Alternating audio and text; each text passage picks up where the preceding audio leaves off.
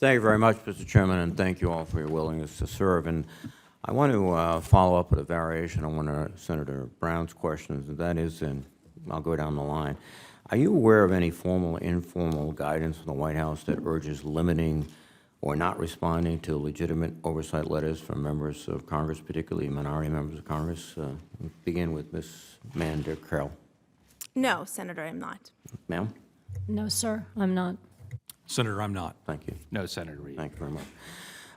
Mr. Tarbert, in 2012, the U.S.-China Economic Security Review Commission issued a report that essentially said a lot of the investment by the Chinese companies is based on strategic rather than purely economic interests because of subsidies they receive from the government, because many of them are entities of the government in most respects.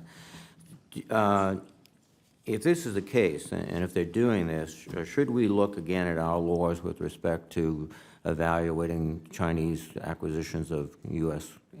interest in U.S. companies? I think it's an excellent question, Senator. My understanding is that there are discussions now about pending legislation as well as a GAO report that's coming out, and I think one of the questions that was listed is sort of the one that you're addressing. I do know that currently, as part of the CFIUS process, which is required by this committee in FINZA, that state-owned enterprises automatically trigger a presumption of an investigation. But if confirmed, I commit to working with this committee to discussing this issue and others. And you would sort of take the material that's being developed now and use that to advise us on statutory changes that might be necessary, or you would use your current authority to try to resist these types of acquisitions? If confirmed, I would imagine I would do both. Thank you. Ms. Mandelker, China is providing significant support to North Korea, and they're doing it through financial means. They're doing it through their banking system. How would you propose to disrupt this trade, which, if we don't, could lead us to very serious confrontation on the peninsula?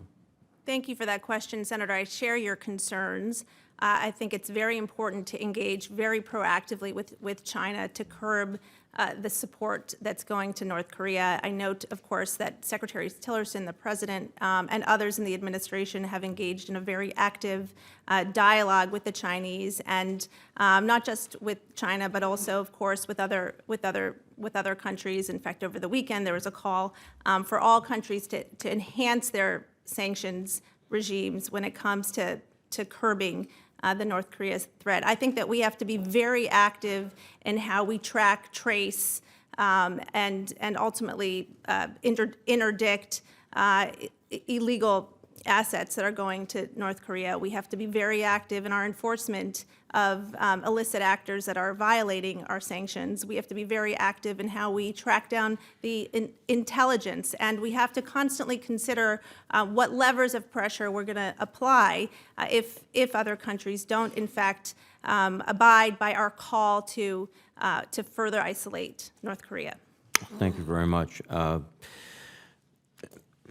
Ms. Ricardel, there has been changes recently in the items that can be sold, basically moving some items from the U.S. munitions list, the State Department's, to the Commerce Administrator list. Do you have any comments on those changes, and any perspective about how you enforce them? Senator, thank you. I'm aware of the things that have been moved from the U.S. munitions list, and my understanding is that there's still a vigorous export control enforcement process, whether it's on the munitions list or on the export control list. Certainly, dual-use technologies are often challenging, but that's why there are controls not just on what end use is, but also end users.